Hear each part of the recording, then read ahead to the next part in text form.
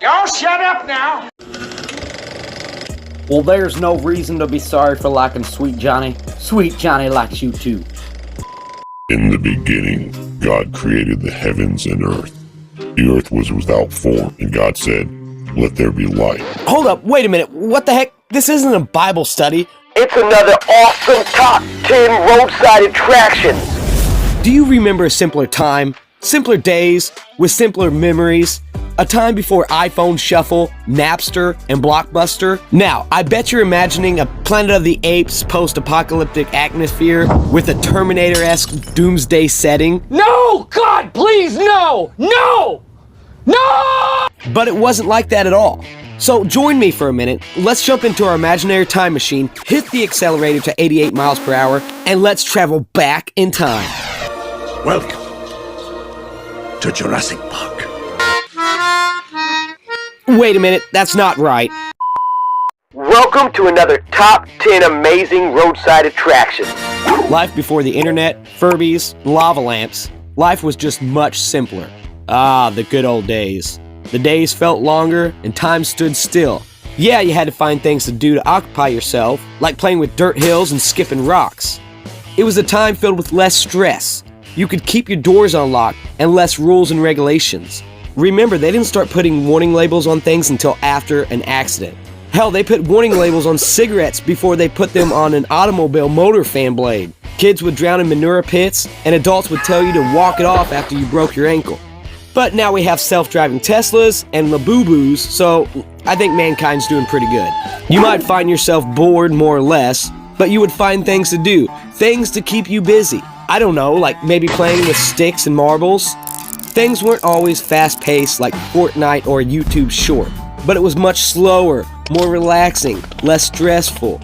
For Pete's sakes, we've got litter boxes in school bathrooms now. What the hell is even that? Believe it or not, but there was actually a time where America was America, back when the American people could still afford to live the American dream. But there never was more of a bittersweet memory than you and your family packing up everything and loading it into the family minivan and heading out across country for a road trip / vacation getaway. Talk about IRL PTSD. Oh, the yelling. Oh my goodness, the fighting. And let's not forget about that permanent nasty smell coming from the back seat. Band of angels. What smells in here? Hey, Russ, your feet.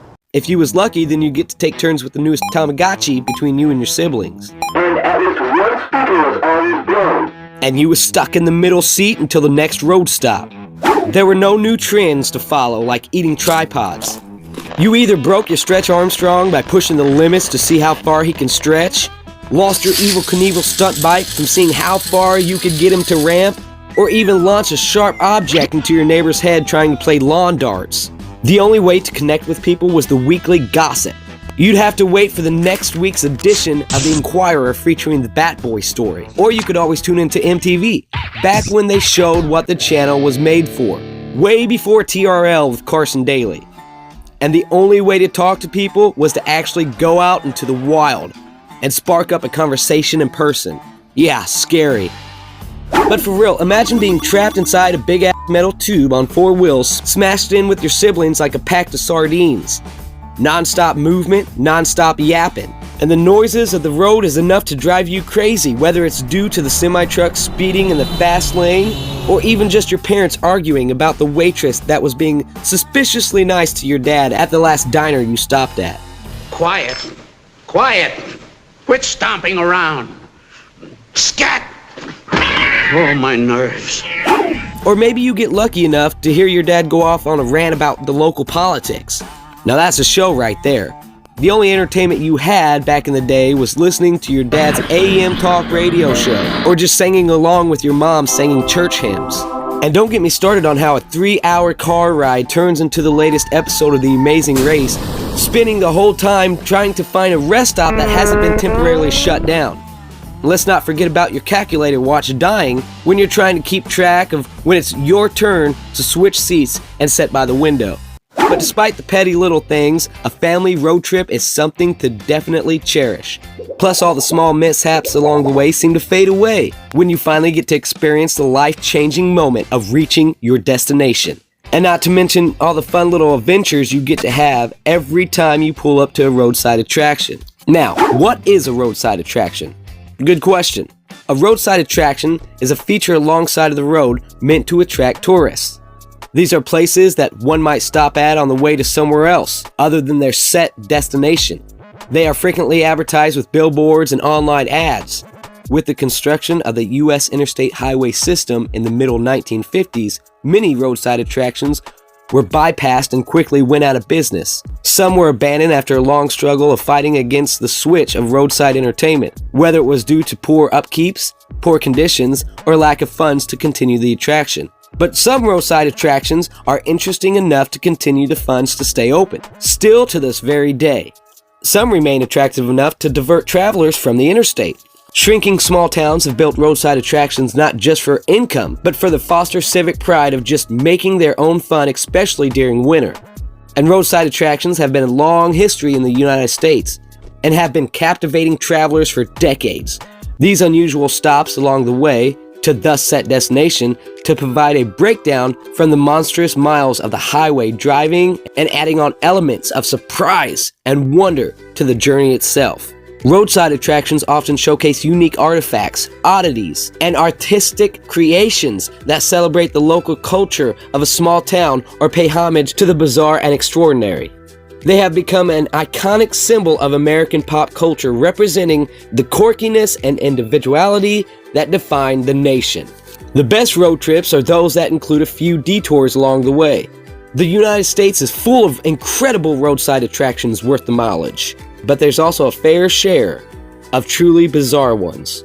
When it comes to planning the perfect road trip, there's a few things that you can't live without. You need games to play in the car, gas station junk food, and a killer playlist. But if you want to take your road trip to the next level, planning some pit stops along the way will make a long drive more fun. Roadside attractions are meaningful. These attractions remind us of nostalgia of America. They remind us of simpler days, a time where road trips were an adventure, a wowing experience, a chance to stop the busy struggles of everyday rat race and marvel at something out of the ordinary. Roadside attractions express our shared desire and our larger-than-life purpose, a collective identity of natural mythology, an American story. The American landscape is littered with objects both strange and unusual.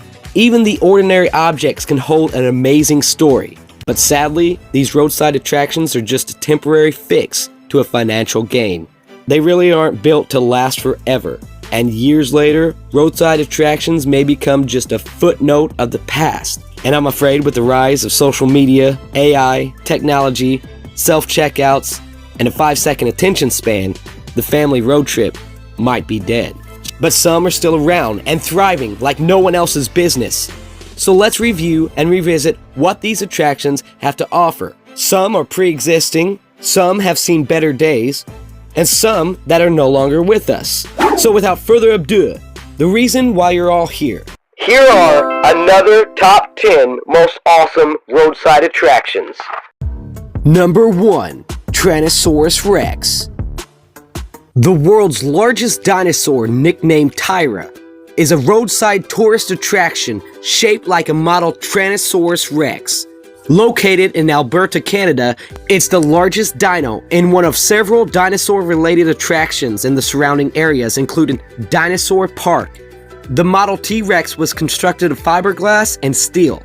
It stands a whopping 86 feet tall and sets at 151 feet long.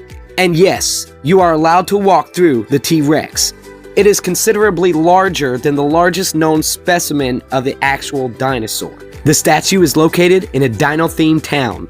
The town is home to the Royal Museum where the dinosaur is located, and the museum houses over 160,000 cataloged fossils and showcase a collection of 800 fossils and exhibits.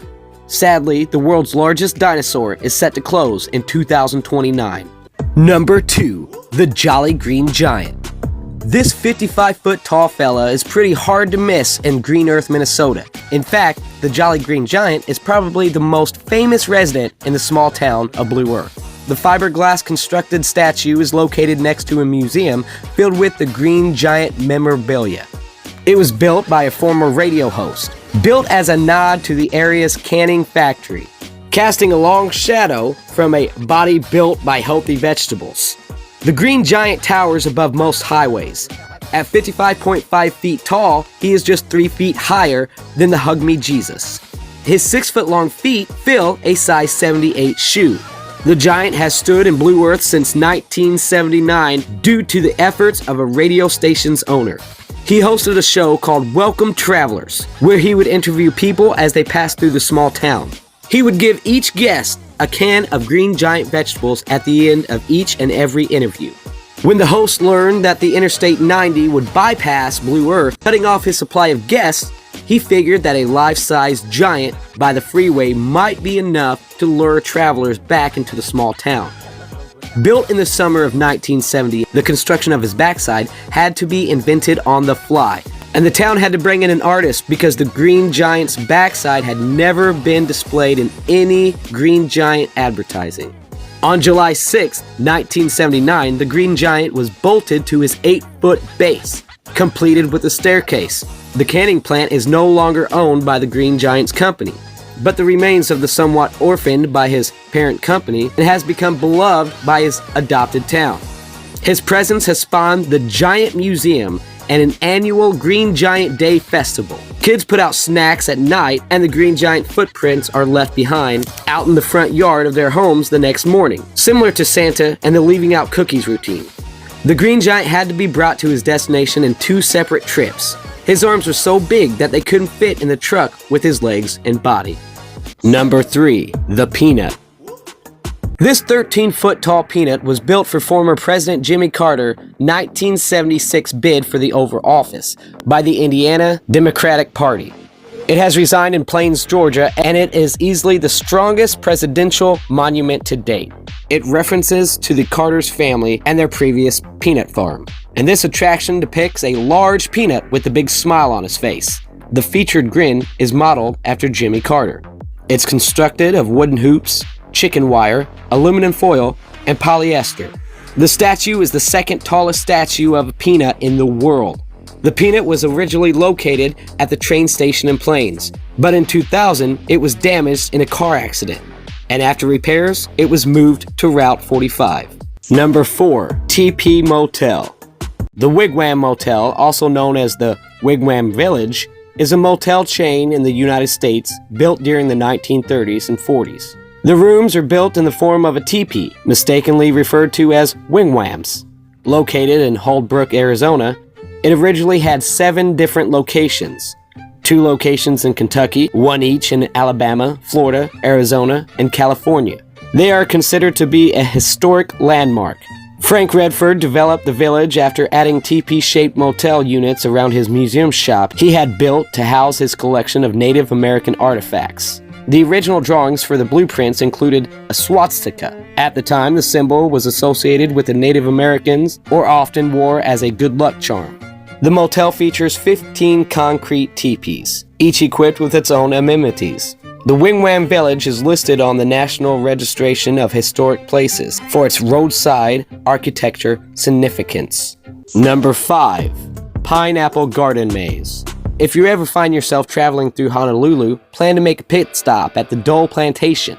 The plantation offers a giant pineapple garden maze. Located in Honolulu, Hawaii, it has been declared as the largest maze in the world in 2008. It spans nearly 3 acres and features nearly 2.5 miles of pathways catered from 14,000 colorful Hawaiian plants. Visitors with the fastest finishing time gets to sign their name at the maze's entrance, cementing themselves in the Dole Plantation history. The maze on average takes 40 minutes to solve, and the Pineapple Maze originally debuted in 1998. It was designed as a game with 8 different stations. Number 6. Lucy the Elephant. Lucy the Elephant is a unique architected construction. Lucy was built in 1818 as a spectacle to attract investors to Margot in Atlantic City. Lucy continued in use as a tourist attraction well into the 20th century, but the harsh marine environment and lack of maintenance eventually took a tall toll. By 1969, Lucy was in crumbles, and the landowner of the property on which she stood had sold the land to developers. The elephant was slated for demolition. In a volunteer effort, the Save the Lucy Committee resigned the funds to move the elephant to a city-owned property. By 1974, the exterior and the superstructure had been restored, and Lucy was once again open to the public for the first time in 12 years. In 1976, the United States National Park Service bestowed the honor upon Lucy. On that day, she joined the ranks of the Statue of Liberty, the Hoover Dam, Mount Rushmore, and other landmarks that make up this fabric of American history. Presidents and royalty come from all around the world to stay at the Elephant's Motel and climb the stairs through Lucy. She is constructed of wood, nails, and metal. During her history, Lucy has survived hurricanes, ocean flood, and even a fire accidentally started by some partygoers when she served as a tavern. 13 years and $1.5 million later, Lucy was completely restored. She is the oldest roadside attraction in America. Today, she stands as the most popular non-gaming attraction in the Atlantic City region. She is known all around the world as the world's largest elephant. Number 7. The Blue Well. The Blue Well of Castus has become a beloved historic landmark. Located in Oklahoma, it was originally built by a zoologist who envisioned the well as a special place where his grandchildren could play and swim. His sketches of the well grew until it reached 20 feet tall and 80 feet long. Two men spent 2 years welding the metal fragments and applying hard mixed cement, 1 5-gallon bucket at a time. After the well's completion in July 1972, it attracted visitors. Visitors can walk through the well's belly and also climb up and look out of the upper floors. However, there are no safety railings on the upper floor of the tell. It has been paraded in films such as 31 and featured twice on the Great Food Truck Race. It was highlighted on an episode of American Pickers and had been featured on a Mercedes-Benz commercial in 2019. Lastly, it was advertised in a television advertisement for Phillips 66. Number 8. The Tin Man Slide. The Tin Man Slide is located at Storybook Land in Aberdeen, South Dakota. Storybook Land is a must-see attraction. Enjoy a world of imagination inspired by nursery rhymes and The Wizard of Oz. Bring your fairy tales to life in beautiful Willie Park, including the iconic Storybook Land. Discover life-size characters and interactive scenes pulled right from the pages of your beloved nursery rhymes and stories.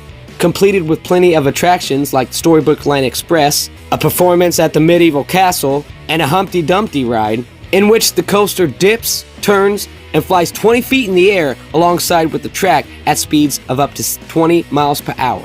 A Jack and Jill Hill where you climb up and slide down. An interactive pirate ship.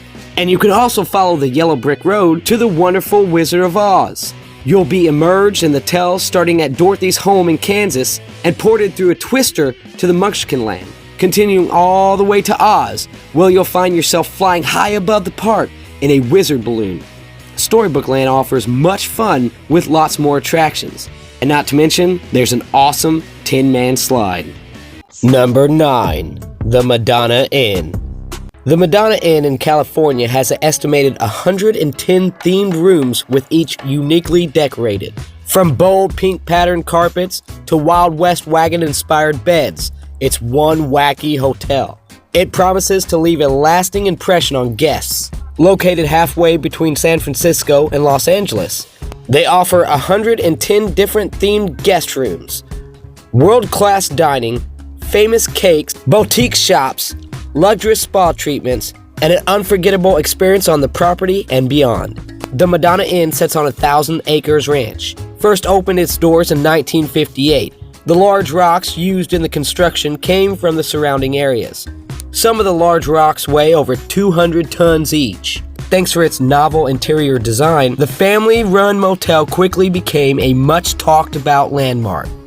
The first 12 rooms was completed in December 24, 1958, and an additional 28 rooms were quickly added, making the total 40 rooms available to travelers. In 1960, demand from the public encouraged the hotel to start construction of the main inn, which was to eventually consist of the wine cellar, bakery, coffee shop, dining room, cocktail lounge, lady boutiques, men gift shops, and a gourmet shop. 110 unique rooms now exist, each decorated differently to suit many individual tastes. There's rock rooms, waterfall showers, rock fireplaces, European fixtures, and fine furnishing, to name a few. One of the more bizarre rooms is the What's Left room. It's a patchwork of fabrics, carpets, and wallpapers collected from other rooms. It features an eye-popping sight. The hotel's dining room is equipped with hot pink leather booths and swirling rose pattern carpet. The caveman room is covered in animal prints and a rock pond, while the gypsy room features a multicolored ceiling apparently inspired by a gypsy scarf. The tennis courts outside also feature a hot pink surfacing taking the place of a traditional green pattern. And that's just to name a few. Celebrities such as George Burns, Reba McEntire, Danny Thomas, and Joe Montana has visited the hotel. Number 10. The Superman Statue. This American small town in Metropolis, Illinois, has been a must-visit destination for Superman and comic book fans since being authorized by DC Comics to become the adapted home of Superman in January of 1972. Since then, Metropolis has become a fan-favorite destination, and it holds the worldwide renowned event that celebrates the history of Superman. The world's largest Superman statue stands 15 foot tall and is located in front of the City Hall in Metropolis. The Superman Museum opened in 1993 and has a collection of more than 2,000 items from the life of Superman. The Superman statue was ordered on November 17, 1992, in the same month Superman had died in the comics. The project manager was known for being the creator of the large Emmy statues that stands outside the entrance of the Academy of Television Arts. The statue is made completely out of bronze, and the original paint was incorporated in the molten metal. There was a small spot left unpainted on the left boot so that visitors could rub the spot for good luck. It took 4.5 days to travel the statue from Utah to Metropolis at his final resting place. The base on which the statue stands is placed in a shield shape, made big enough to be seen from the sky. Approximately 750 engraved bricks were originally sold to help fund the project, and now the bricks are placed in the walkways and slanted wall on the statue's base. A parachute was used to cover Superman for the unveiling, and not only is he 15 foot tall, but he weighs a whopping 6,000 pounds. The statue alone cost $100,000 to construct.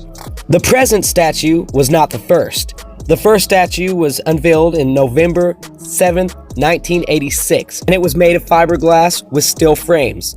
The original statue was nearly 8 foot tall and weighed 200 pounds. The original statue cost only $1,000 to make.